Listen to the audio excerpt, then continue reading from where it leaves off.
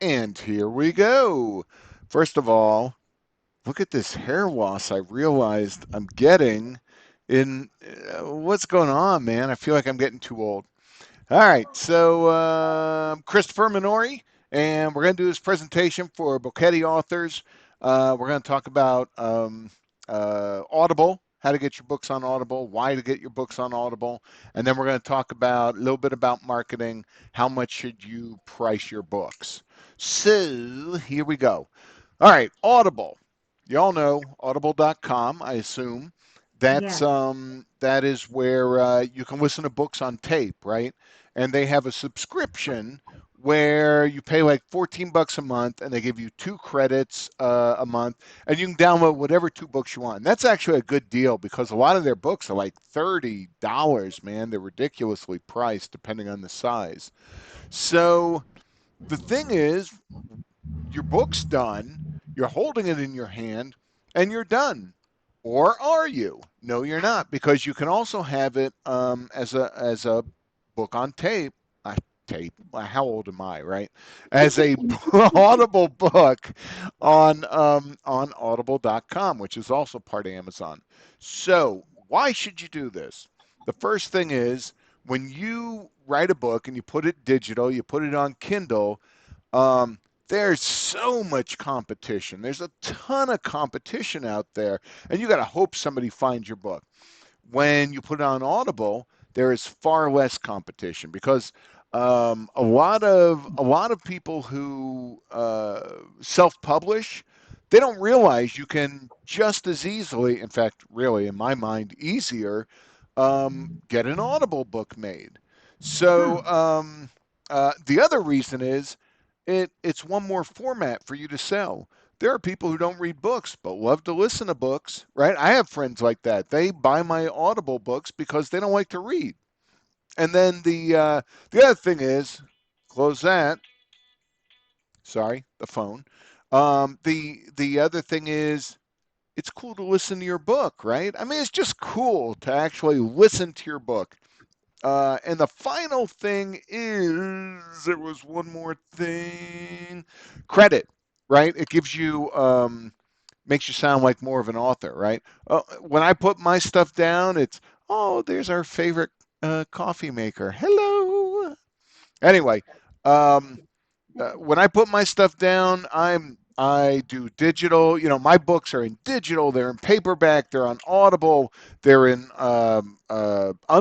Kindle Unlimited. Right? I mean, it just sounds really good. It makes you sound like a real author, right? Which we all are. We all are. Don't ever be ashamed of self-publishing because there's no shame there. All right. So now, how do we do it? Well, there are three different. First of all, you go to ACX. That's what it's called. It's acx.com, and that is where you can create a Audible book, right? And set up all your stuff. Um, so Do you know what ACX stands for?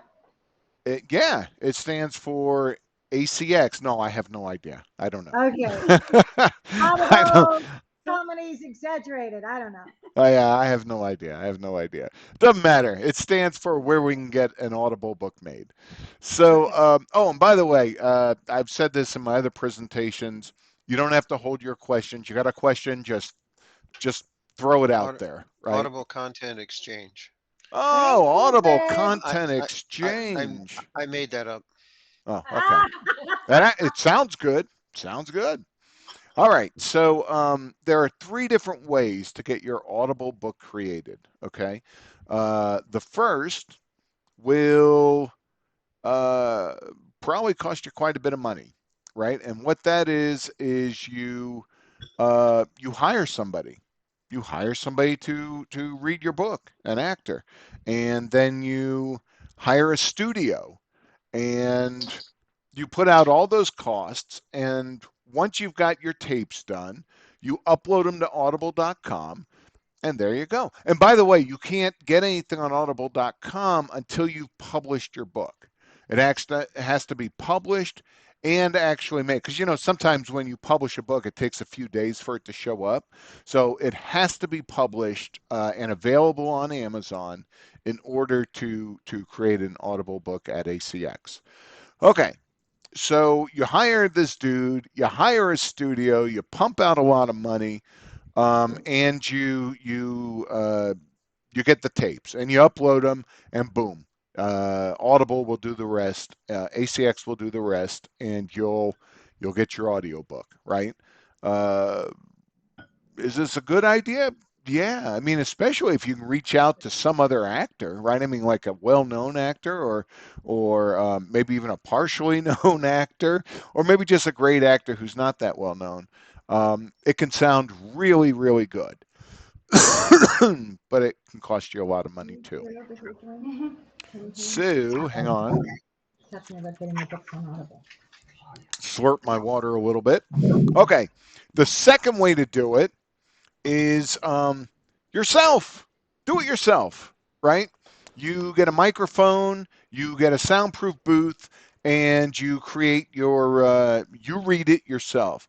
Now, the good thing here is listeners really like to hear the book read by the author. It makes them feel like, oh, I'm getting the best world. I'm getting the best. This person knows the book better than anyone. And it makes them feel closer to you, right?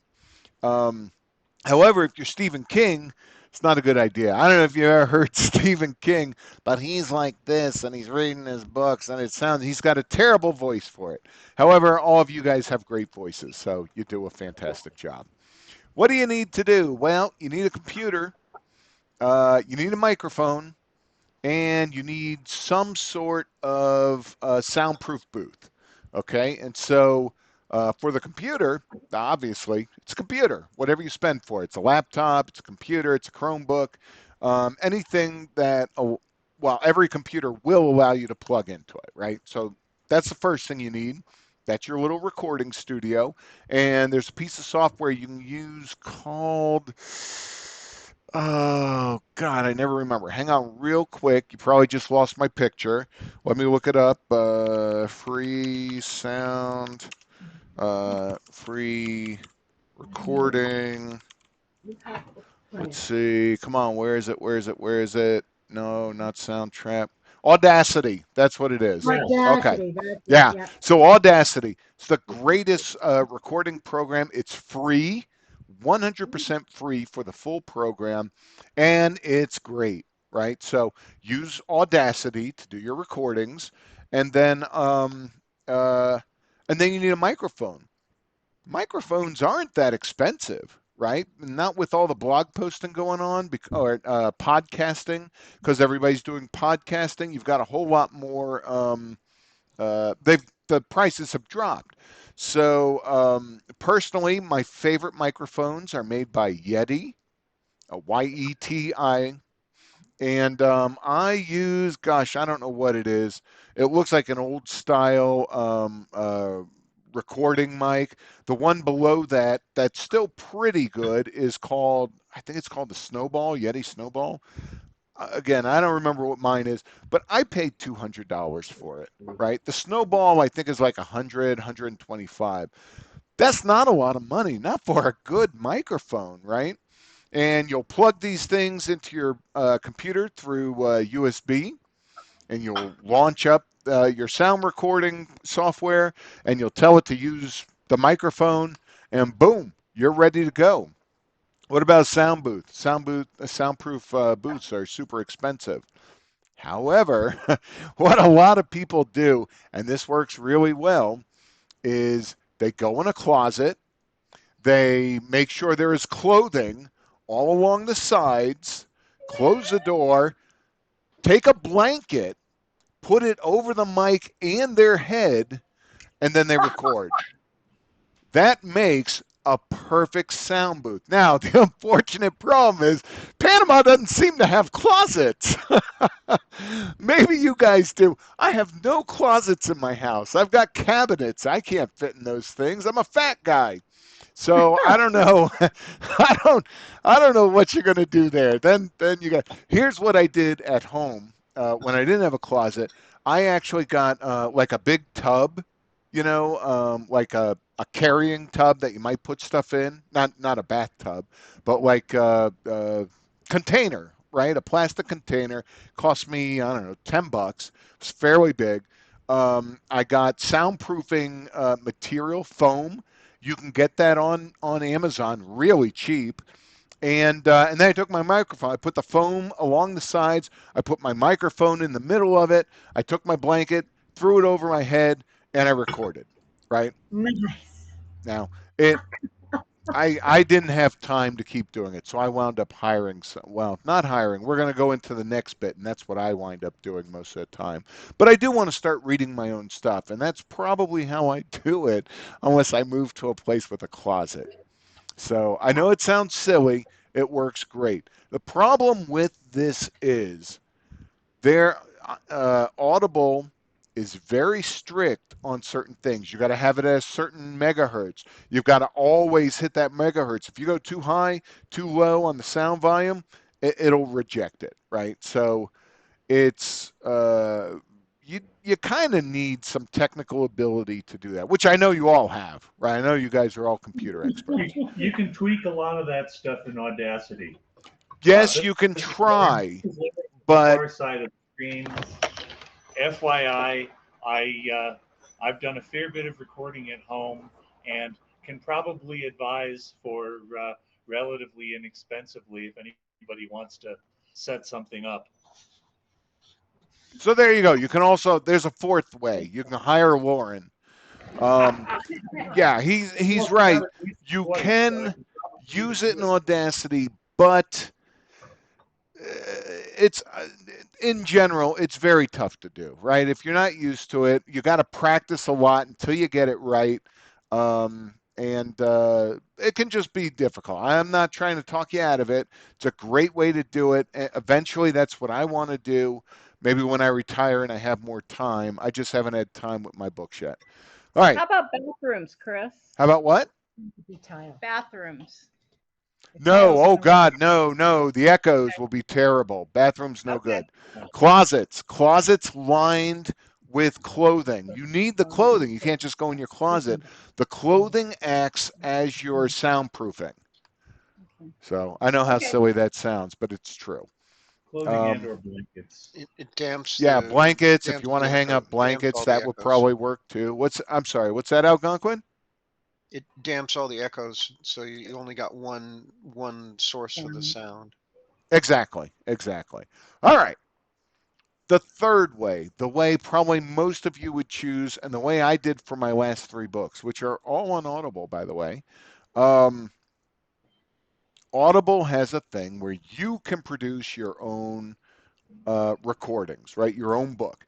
And you go in and you create an ad, or not an ad, but you create a program, kind of, right? And you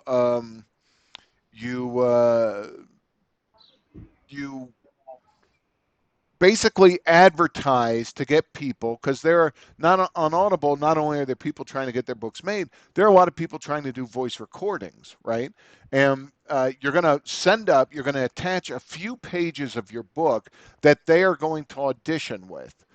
My recommendation, if you have male and female characters, put up a page or two of both.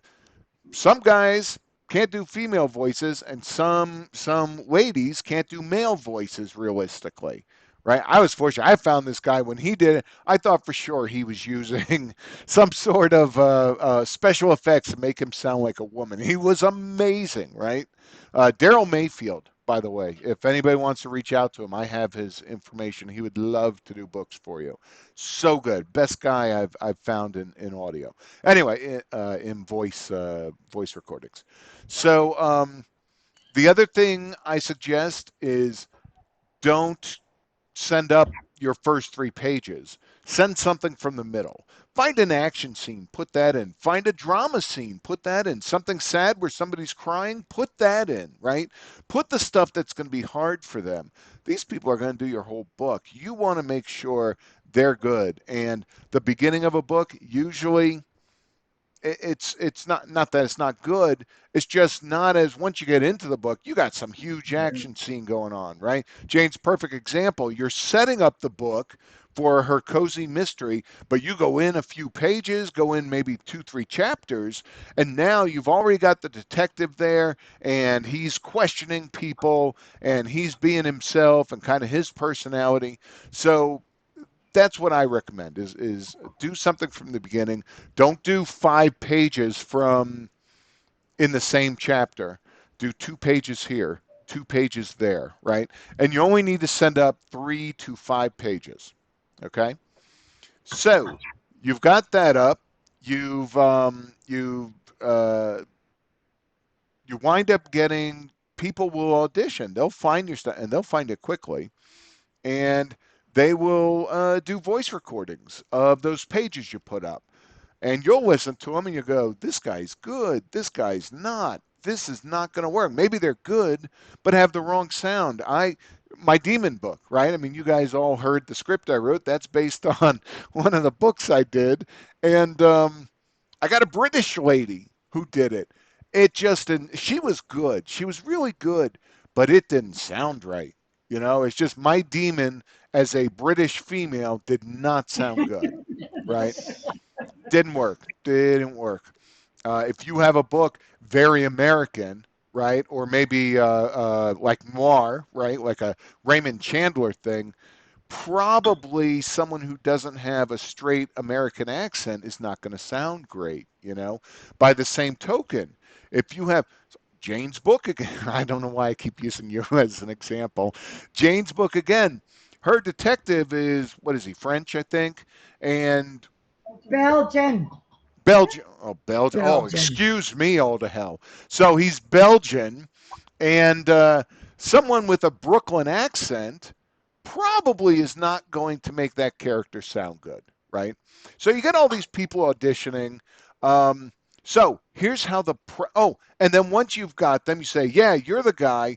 You say how long it takes for him to do the video.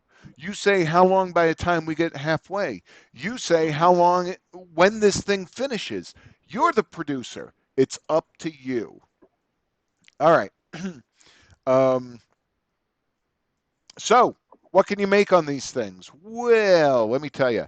If you, of course, Amazon has taken its part, and I don't remember how much, but they're taking their part, and anything after that, you basically there's printing, right, for them to.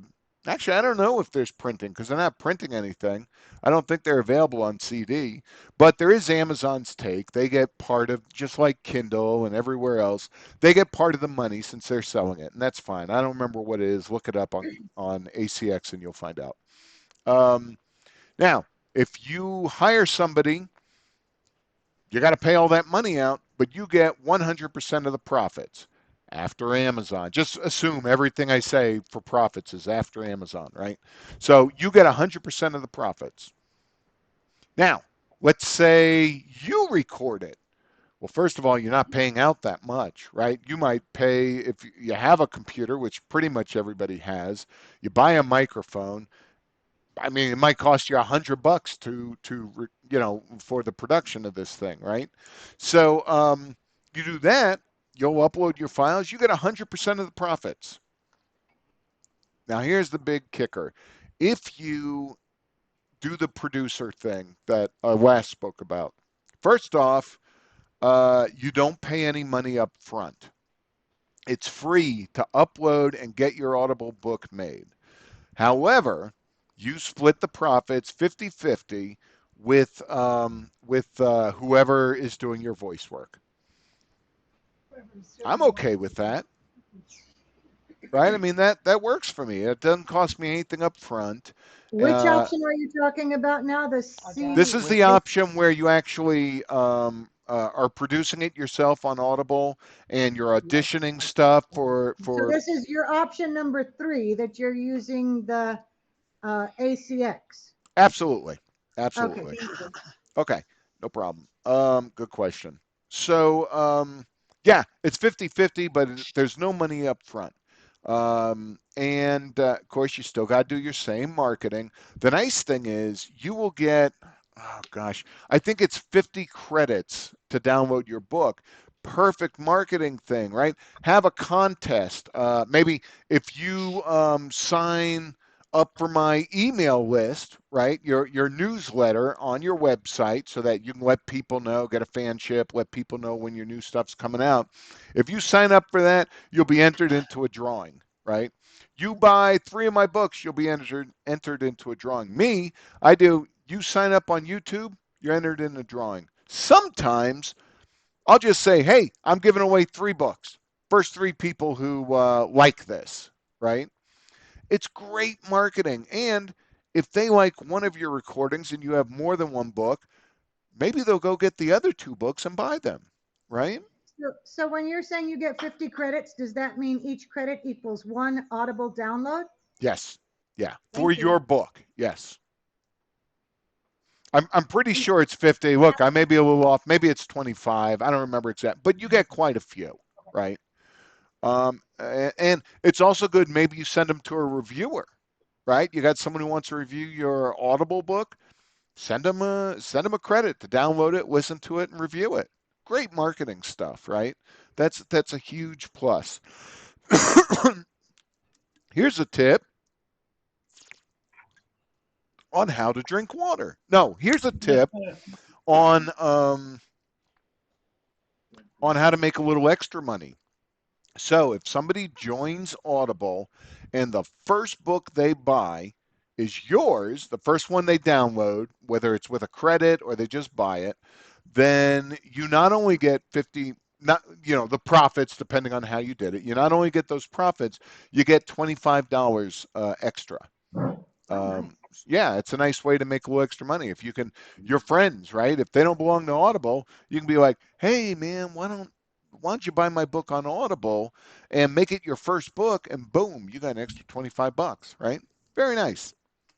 How many Audible books do I sell? Not a fucking lot. I do not sell a lot of Audible books, but I do sell some. Um, and again, it gives me the word isn't credit. It gives me I don't know what the word is, but Credibility. what's that? Credibility. Panache. Credibility. Thank you. Yes, it gives you credibility, right? Panache. Right.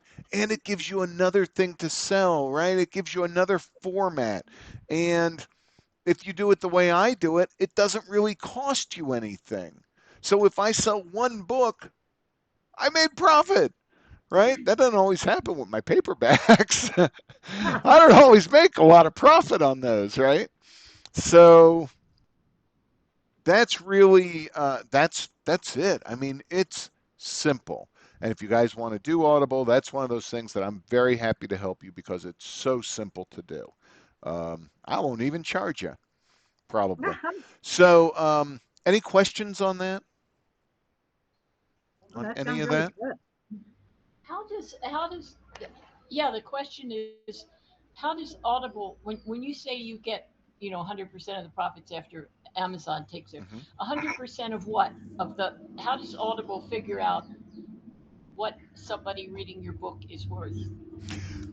Great question. That's going to be part 2 of this presentation. That is a good question, though. Who else? And we're Anybody doing else? part 2 next week, right? No, I was going to do it right after this. It's only 2:04, unless you don't want me to. I won't be doing it next week. I'll be gone for a Oh, month. right. So, but the Good. pricing thing is very quick. Is it quick? So, Okay. Hmm. But Then so it's I up you might. to you have guys. If you want me to stop here, I can stop here. so you have one person read the whole book. Yes. You're not hiring a cast of characters. I don't know. I produce with somebody, but if you want to hire a cast of characters, you can. You can. It's your book. You can do whatever you want. If you're actually hiring people to do it, I mean, sky's the limit. You can put in effects. You can get somebody to do the music. You do whatever you want. All right. Any other questions? No, it sounds like we better move on to marketing and get some pricing information in here. All That would be great. right. Marketing and pricing. This is very fast. It's very easy. One of the problems I see so many authors make, self-published authors, is they charge far too much for their books, right? Uh, you do a digital book, who are you to charge, $10 for a digital book? Nobody knows you. Who's going to accept your friends? They might buy one, but you're not selling to one person. You're trying to sell to a large crowd. And why should they spend $10 on your book when they can spend $10 on Stephen King's book, right? You or Stephen King, Chris Minori or Dean Koontz? I'm losing that battle, right? So, the way I suggest pricing on your digital book. So, first of all, let me answer that question about Audible since we just had it. Um, Amazon prices it the way they want to price it, right? They decide, and I think it's based on the length, right? I have one book that's like $17 out there. I got another book that's $13, and that's what Amazon decided. And I get after Amazon takes their cut of that, then I split 50% with the guy who did my recording. There's Dr. Fred. All right. So let's talk about digital. And this to me is where you have the most, this is where you're going to make your most money. Um, so there is something when you publish your book, if you agree to only sell it on Amazon and it's in 6-month increments, it's called the Select program. And by doing that, first of all, the big thing is you get to enter your book in a Kindle Unlimited, which, if you don't know what that is, people pay like $10, $14 and then read all of the books available on Kindle Unlimited, and you get paid by the page. So if somebody reads 3 pages of your book and then puts it down, you get paid. I don't know how much, I'm sure it's less than a cent a page, um, but it's money. Listen, this is where I make most of my money is on Kindle Unlimited. I get checks every month from Kindle Unlimited. I get, then it's my digital books, then my paperbacks, and then my Audible stuff. So that's kind of the order I go. But I get a check every month from Kindle Unlimited because people like my cover. So they've already paid for the program. So they'll take a chance on my book. Maybe they get halfway through it. They're like, this is shit. They're not doing that. But let's say they are. Then I still got paid for half of that book, right? All right.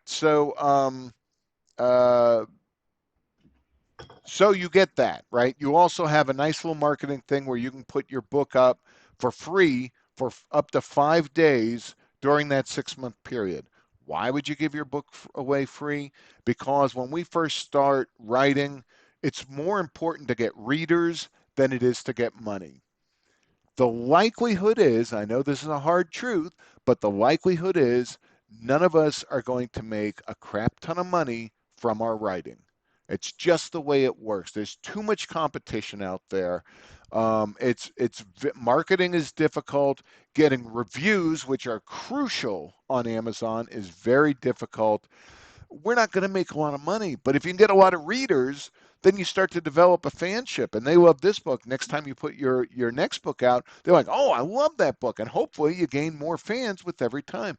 I do this. I have a lot of fans out there. Not enough to retire, but I got a lot of fans out there. I got a lot of people reading. When I put my book first up for sale, I might get 100 sales right off the bat, right? And those quickly die down. When I put my books up for free, I get about 500 to 1,000 people downloading my book, and then figure about 700 people might actually read it. And then figure 10 of those might actually leave you a review, right?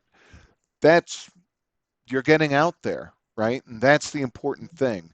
So, um, that being the case, I always do select. I don't go out of my way to sell to Apple or anything else. I do use the select program. And what do I price my digital books? Every single one of them, $2.99. Reason I do this is with the select program, if you charge $2.99 or higher, instead of 30% profit, which is what you get if you're not in select or your book is under $2.99, instead of 30%, I get 70%. 70% of the profits on that, right? After Amazon takes their slice. To me, it's really worth doing, and I have never sold anywhere else but Amazon, and I'm doing fine. right? I got a nice little, I like to think of myself as a cult author, right? I don't have millions of people buying my books. I'm not going to retire from this. But I have, a couple thousand people who love my shit. And I know every time I put out a book, those couple thousand people are going to read it. And maybe I'll get a few extra that, for the next book, right? That's really nice about being somebody that people just, I love this guy. I want to read his stuff. It's not enough to retire, but people are reading your stuff, man, and they love it, right? That's a nice feeling, and it validates what we do, right? So, 299. That's what I recommend. You go higher than that. If you charge 599, I'm not going to take a chance. I don't know you. I'm not going to take a chance for 599. 299. You know what? Yesterday I just took $3. I just threw it out in the street because I thought it might be fun. Right? $3. That's not. I didn't do that. I need that $3. But the point is, people will take a chance on you for $3. Okay. Paperbacks. So it costs you money to make a paperback, right? It's a print on demand or POD. Amazon also calls it, and you also do this through KDP. You create your paperback, and you they figure out, depending on how long your book is, what type of color pages you're doing. Is it a color book? Is it not? How many pictures are there? Depending on how you build your book, um, depends on how much it costs them to print it, and that's immediately taken out of the sale price, right? Is that cost plus, of course, Amazon's bit, and then anything left is yours. So what I do is, first of all, very few people are going to buy your paperback, right? Over the years, I've sold maybe, I don't know, 100, 150, which sounds like a lot, but it's really not. I've been doing this for, you know, a long, long time, right? So it's really not a lot. When I first started, I think I sold like two, three books at first, and in that year, I probably sold five, if that many, right? So what I do is they're going to tell you when you set it up in KDP, they're going to tell you this is how much it's going to cost you to print this book, right? And I take that and I add $5 to it, $5 to $7, depending on how long the book is. Sometimes I have one book out there, I think I charge 11 or $12, right? I make almost nothing on it, but it's cool. Um, and basically, someone will go on, they'll order your book on paperback, Amazon will send it to them in a couple days. You can buy your own book for the cost of printing it, right? Why is that important? Before I moved here, I used to do conventions. I used to go to sci-fi cons, fantasy cons. You can find these places that fit your book, these conventions, and they have them here in Panama too. And you ask them, hey, I'd like to be a guest at your convention. I'm an author. I've written this and this.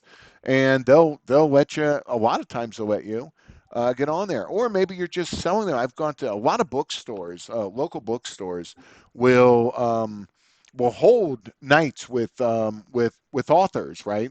Starting out authors or local authors. They love local authors. You can also sell these things anywhere, depending on what your format is. I sold my books at comic book stores, at vape stores. I gave books to doctors' offices so people would read some of it while they're waiting. I gave them to hair salons. Don't think, oh, I can only sell. Now, local bookstores will almost always take some of your books. They won't pay for them. They will take them on spec, and when someone buys them, you get your money. Um, they always have a local bookshelf, right? We got a library here. Donate them, right? Donate them to the library, man. Wherever you can get your book out, that's what you want to do. How much can I get it out? And so, uh, and the nice thing about those is you can autograph them, right? People love getting autographed books. Even when I take them to bookstores to just say, hey, will you take 5 of these? I autograph them first. My autograph is always, thanks for being my next best friend, right? Thanks for being my best friend. So anyway, yeah, you can autograph them. People love that. Even my friends who know me and I'm nothing special to them get my book. They want me to autograph it, right? All right, that is really it on pricing. It's a pretty easy thing. Don't overprice. That's really what you should take away from this. Don't overprice, or people are not going to buy your books. And that's just a fact. Any Okay, questions on thank this? you. Go That's ahead. great. Thank you. I just wanted to say thanks. That was a good presentation. See if there's questions. Any Okay. questions? I have one. I have an Please. observation. Yeah. I made every one of those mistakes except for the Audible because I didn't do audiobook. Hmm. Maybe How, that was the mistake I made there. right. Yeah, that was your mistake. You didn't do it. It's so easy and free. How many books did you sell? Um, about Just 25. estimate about 25. Did you go back and adjust your price? I did. But the trouble was they were costing me about $20 each to print. Ooh. So Okay, I couldn't so I couldn't really go much below Wow. that. But I yeah, actually with did the pro. paperback, you don't really have a choice. You find out what they're giving you, throw another $5 on top of it, but you already know you're not going to sell a whole lot of paperbacks. Right, Digital is where we're going to make money, right. and with that, that's the problem I always see. So I mean, almost always self-published authors make overpricing stuff. All So right. CT, this presentation is going to be on our website. Where can people find it? Yes, I'm going. So I'm recording it now, and I'll be uploading it to one of the websites. I might upload it to mine and give you all links just because I have a bunch of people who always look at And if my people want posts to and ask stuff. you more questions, they can just do that by through the BAG website or through you They can do directly. that. Because I think people will think of more questions Yeah, along the if way. you're a group member, you can do it through the email. If you're on YouTube, you can put a comment on. And please, once again, subscribe to my YouTube channel. I'm up to 61. I need 100 people. That's where we're going. All right, I'm about to Okay. cancel this if no more questions. Thank you. All right.